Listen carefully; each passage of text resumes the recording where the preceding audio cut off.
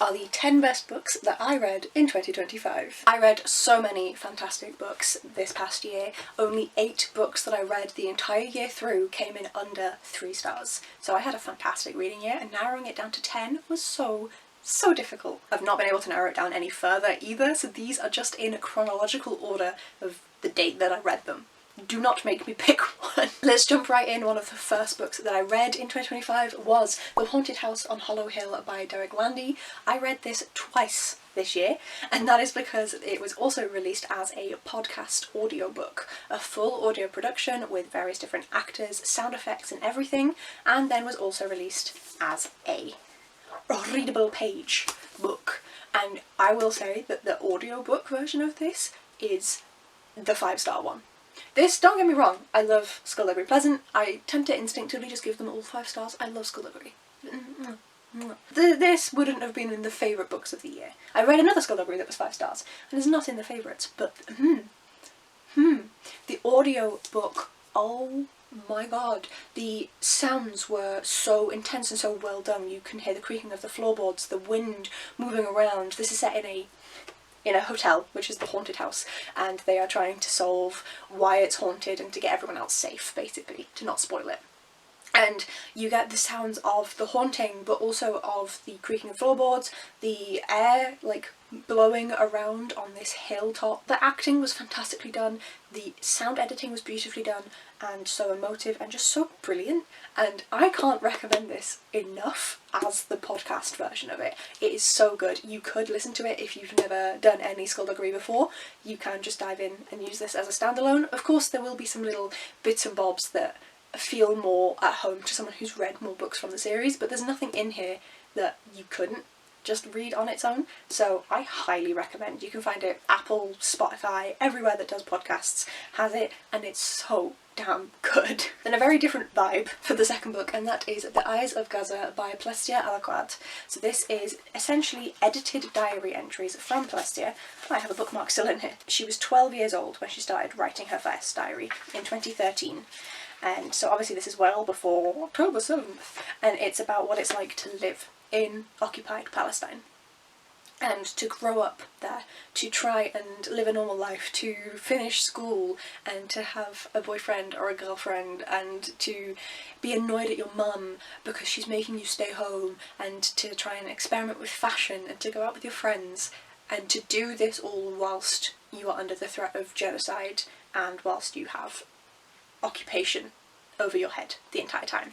And this is just very easy to read because of course it's over many years, and she ends up, she manages to escape to Australia, and so we do have some of that at the end. And there's a final entry from 2025, and so you do see more modern day, but you also read from her when she is much younger, and so it's very easy to read because of course this is just an edited diary of a child, and you see what it's like for her to live there. But also I found very interesting the end section where she is in Australia and the guilt that she feels that she is free and can do these things that we take for granted. Always have electricity, turn the tap on and get drinking water. You can walk anywhere you want, you can travel anywhere you want, you can go to any part of Australia. She could walk there, and she couldn't do that at home. She couldn't stay out at night. She couldn't, there's so many things, and it's just, it's very, very interesting. Plestia Alaqad worked as, if you can see from the press helmet there, she worked as a journalist in Palestine and in Gaza before she then went to Australia, and so you also get that unique insight of the press side of things and the journalistic side of things, not just living. My camera battery died, and so I had to wait for it to charge, so now we have sunlight. It's winter, I'm taking it. I also have church bells. It's 2 p.m. My next favourite book is Among the Burning Flowers by Samantha Shannon. This is a prequel in the Roots of Chaos series, which is started with The Priory of the Orange Tree, and I read this via ebook. So I've not actually read this physical copy. I got an ARC on NetGalley, and I was so surprised when it ended. You can see how short this one is. At the end of the glossary, it is 270 odd pages, and I was not expecting that. I knew it was a shorter book, but I was still expecting it to be in the like 350 to 400 pages rather than the 8 to 900 that the main novels are, so I was so astounded when this book finished early, and quite disappointed because I was really enjoying it. I really love this world. I don't want to say too much about it because obviously it'll spoil the other two, even though that series is confusing, but I love it. I love the series, and yeah, an interesting experience. Then I buddy read Heavenly Tyrant by Zhao with Carrie from Caring for Books, and we had a fantastic time reading this. We read Iron Widow together, and we will be reading the third book together because I completely forgot until we hit the end of this book that it's no longer a duology, it's now a trilogy.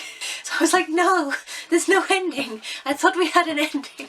I love this series so much, so I'm actually quite glad that there's 3 books, even if I was heartbroken at the lack of ending that I was hoping to get. The series is so well written. It discusses colonialism, feminism, patriarchy, and does all of that so well.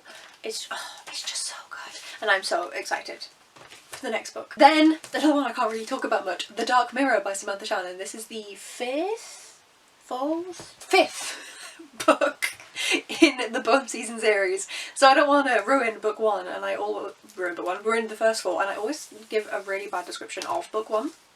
This is a fantasy sci-fi series, it's a mix, and we, in book 1, are following Xiran, which controls the British Islands, and Ireland has kind of taken over and has stamped out any of the native languages. They try and stamp out any oppression, and people have magic powers in here, and these can be of seeing the future or reading people's inner thoughts and stuff like that. I'm bad at describing the series. Paige Mahoney is our main character, and she has a rare power, and she ends up captured by the magic police and taken to a rural prison where she finds out a lot more about the secrets that are going on in this society.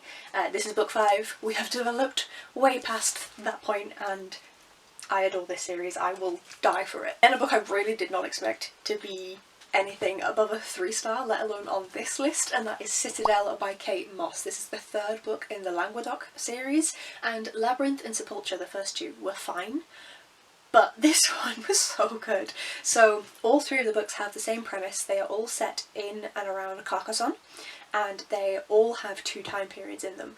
One is closer to the modern day, and the other is further back in time.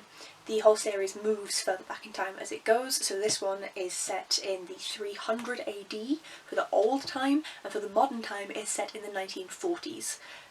I think Labyrinth is set in 2014 or something, so it does move back in time. And this is essentially about the French resistance to the Nazi occupation and how they fought around this and what they did, and linking that in with the overall Languedoc theme, and it's just so good. And I was like, okay, no, it's a really good book, but 4 stars, it made me cry. It made me cry, so we got 5-star. Yeah, we're following a young woman named Sandrine in 1942, that's when it is, and she ends up being part of the resistance that's run primarily by women because the Nazis don't expect them to be able to do anything. And it's a story of the kind of magical Languedoc side of things, where there is a small amount of magic and fantasy in this series, but it is primarily about them overrunning the Nazis and fighting. And then a Murderbot book. I read Fugitive Telemetry by Martha Wells. This is the 6th, I'm going to say book. Most of them are actually novellas, apart from Network Effect, which I read earlier in the year before this one. This is the 6th book in the Murderbot series, and this one, again, I don't want to spoil too much. The first book in the series is about a security unit who has been able to hack its governance module, and so no longer has to respond to the overall control, and instead of doing anything dangerous, Murderbot watches TV and then ends up helping the idiot humans that it is around.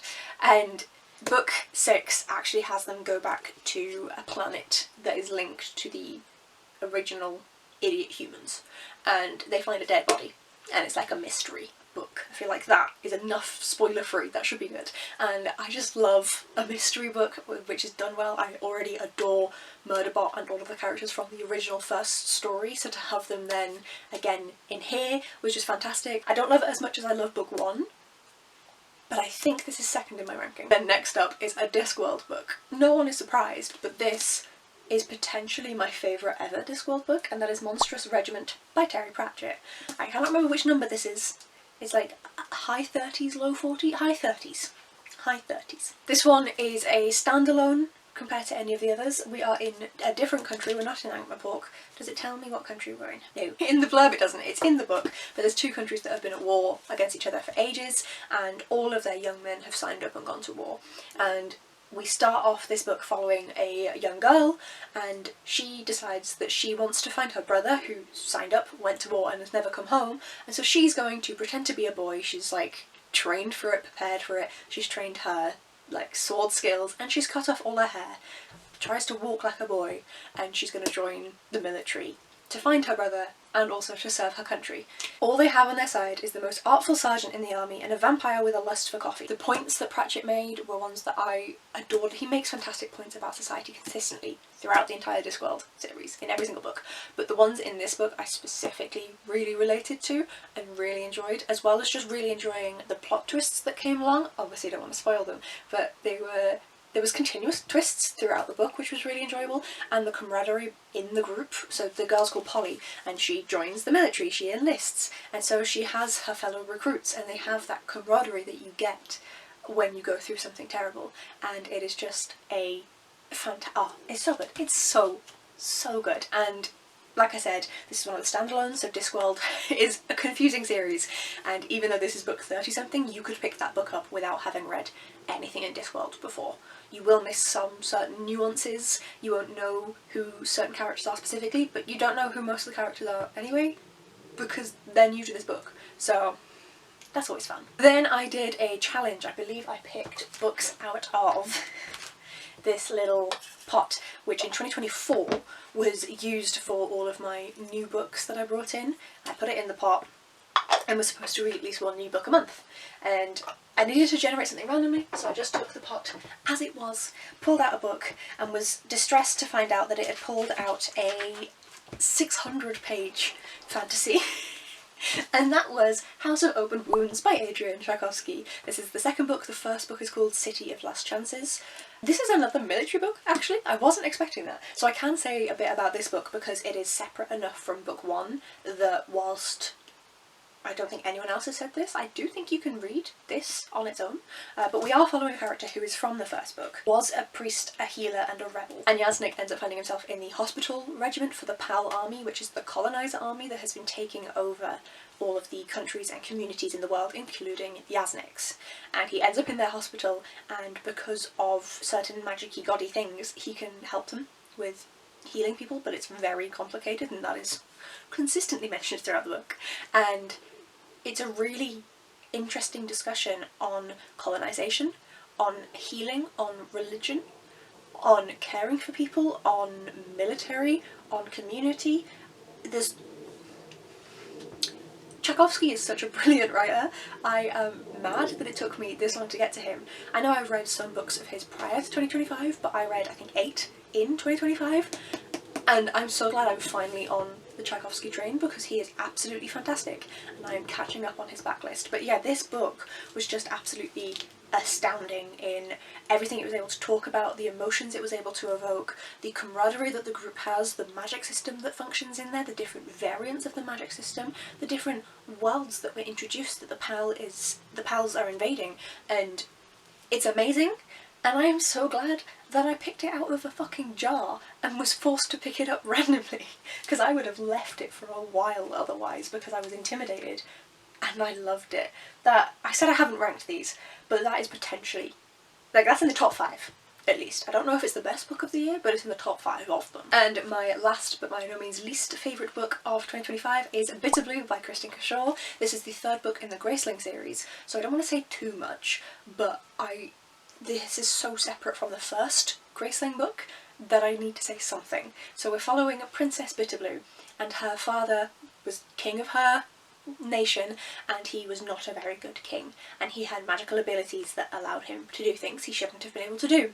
And Bitterblue is trying to fix that in this kingdom and resolve this, but she's doing so with advisors who won't speak to her properly because of the manipulation that her father managed to do to people. They then feel ashamed of what they did, and no one truly knows how well the country is functioning because people want to pretend it's functioning better than it is.